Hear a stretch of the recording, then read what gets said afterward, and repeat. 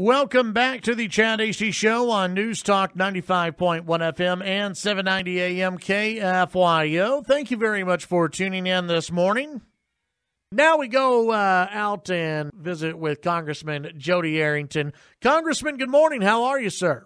Good morning, Chad. I'm doing great, and it's good to be with you. Yeah. A lot on our plate. Yeah, there is a lot going on. It seems like always there's a lot going on in Washington, D.C.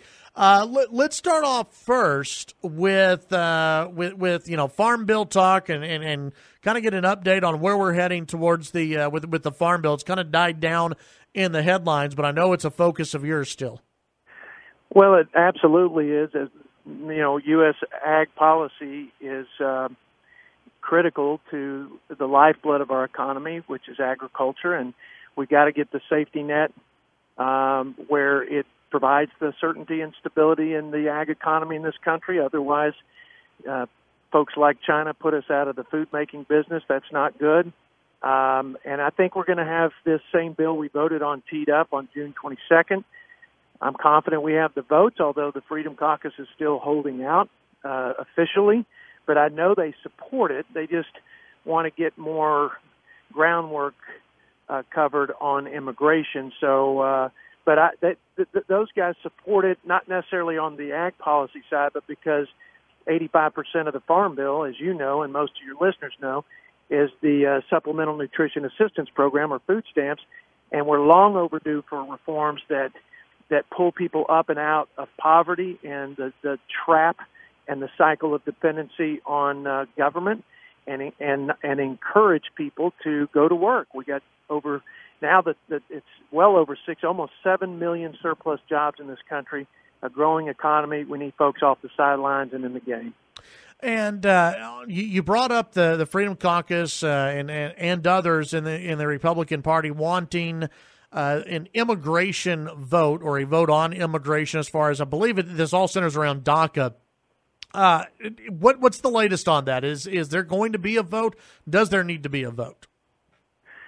Look, I think there does, and because I think as leaders we've got to solve the problems that face the country, and I'd rather do that with unified Republican leadership than with a different dynamic, right? I mean, if we don't solve this, Chad, then the courts will solve it for us, and we won't like the outcome. Here's the other thing that will happen. If we don't solve it, this discharge petition, which has all but enough signatures, the 218, to create this Queen of the Hill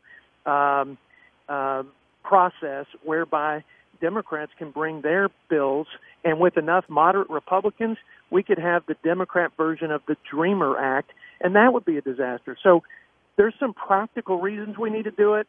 I think philosophically we need to do it because we have to secure the border and stop the maddening inflow of illegal immigrants. And the president can't do it without the resources and the tools and new policies in place. He just can't. Right. And the only way that we're going to get a bill through is if we figure out a path forward for these DACA folks. And that's the best way. That's the community. That's the group that I'm willing to negotiate something for in terms of peace of mind and legal status, so we can give the president the tools and resources to secure the border. So I see it as an opportunity, and I don't want to swing and miss as a unified Republican leadership. It was a great meeting the other day. I think the tone was great, and I think people are committed to finding a solution, and I can get into the specifics on what those sort of issues are that are the sort of inflection points for both sides of our conference. Visiting with Congressman Jodey Arrington. We'll need to go ahead and take our break. When we come back, we'll continue our discussion. A lot in the news, including the president heading to Singapore. We'll talk about that and much more with Congressman Jodey Arrington when we come back here on the Chad Hasty Show, News Talk, KFYO. Chad Hasty Show, News Talk 95.1 FM and 790 AM KFYO. On the phones with us once again, Congressman Jodey Arrington this morning here on the Chad Hasty Show. And Congressman, earlier, I believe it was earlier this week, the president signed a pretty big VA bill into law. Talk about that for us a little bit. You bet. Listen, on behalf of West Texas and District 19, this is our first bill that has become the law of the land. President Trump signed it. Grateful to him and everybody that helped us get there. But, man, I wouldn't want another bill to be the first bill to become law with my signature and the people of West Texas behind it than to help our wounded warriors who literally took a bullet and were injured in the line of duty and come back. And we're just trying to make things more efficient and streamline things for modifying their homes so that they could have a better quality of life. It didn't make sense the way they were doing it before. It's pretty straightforward. It really is common sense. It's a bipartisan. Didn't get one objection in the House, not one. It was unanimously voted.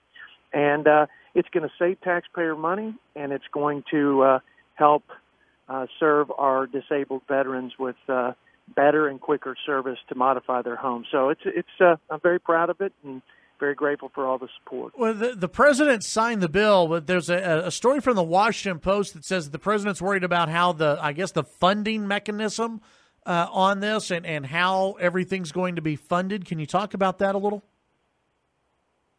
Well, for this particular bill, it's just that you have VRE, vocational rehabilitation employment, counselors doing something that they have really no business doing, that the core competency there is to help veterans, and it's an important program, help them prepare them for work and for better employment opportunities. There's another program that's better suited for home modification, and the VRE has a huge backlog. So we just sort of reorganize and restructure, and again, we'll save some money because these guys have the expertise. You don't have to contract with consultants, and the line will move quicker, and folks will get their homes modified in shorter order. Very good. Congressman, as you know, the president's going to fly to Singapore this next week and have a pretty big meeting with, we assume the meeting's going to happen. With North Korea, you never know. I mean, the president could look at the camera in a certain way and North Korea call this whole thing off. But the president's flying to Singapore to meet with Kim Jong-un. In your opinion, what's the goal here? What is your expectations for this meeting? Is it a complete denuclearization and a big announcement during this meeting, or is this just a step in what hopefully will be the right direction? I think it's a step in the right direction. I think we've got to manage our expectations. I mean, no president in decades has been able to make any headway to denuclearize the Korean Peninsula, or North Korea in particular. So I think you got to do this. It's the right thing. It's like what we learned in kindergarten. You know, you got to talk to people if you're going to ever find common ground. And maybe Kim Jong-un just wants a little respect. I don't know, or legitimized in some way. While I hate to legitimize communist dictators and tyrants, I think for the security interest of the Korean Peninsula and the sort of Asia Pacific region and our own country, I think you got to talk. And because if that's what he wants, and he's willing to completely denuclearize, then hey, that is a step in the right direction. Because the alternative is unacceptable. But the alternative for us, and by the way, the bar will be high, and Trump will set the bar high. Anything short of that objective, long term, I'm not talking about in this first meeting, anything short of that, we're going to have to use the military option. And we don't want to do that. There'll be collateral damage for sure, maybe even as far out as Japan. So, but this president has been willing to do something the last commander-in-chief hasn't.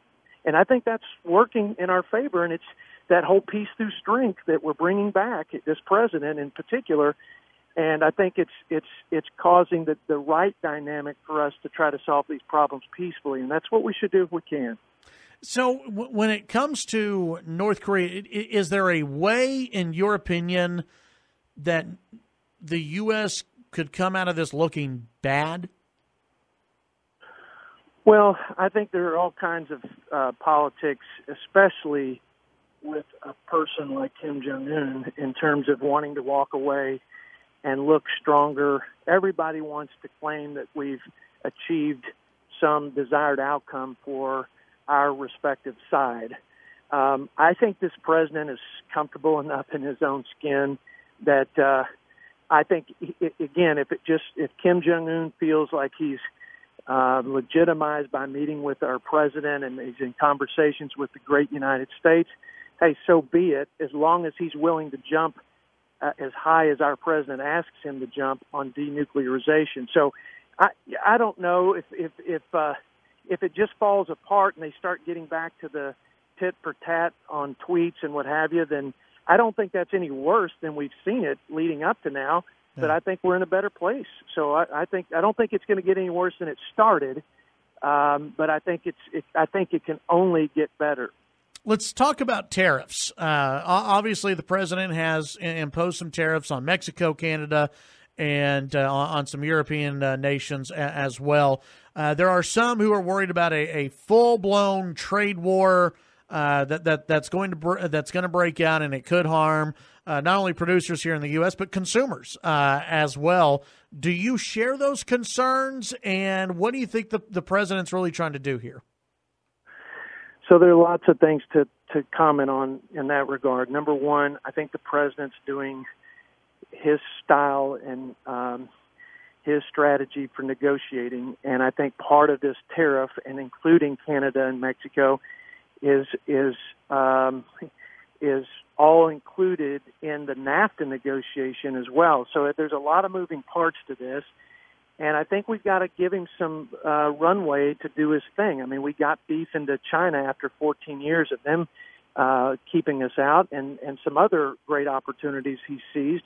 So, but I'm a free market, free trade guy. We've benefited from NAFTA. It's our biggest and best trade partner. It's the biggest ag market for Texas. And I don't think the problem is Canada and Mexico, although I will say, I met with the Mexican ambassador this past week, and even he acknowledges that Mexico could live up to their end of the deal better, and it needs to be modernized. So I think the real problem, and the Mexican ambassador agreed with this, is China. When we let China into the World Trade Organization, and China cheating. China can't be trusted. They've proven that. Their track record is awful.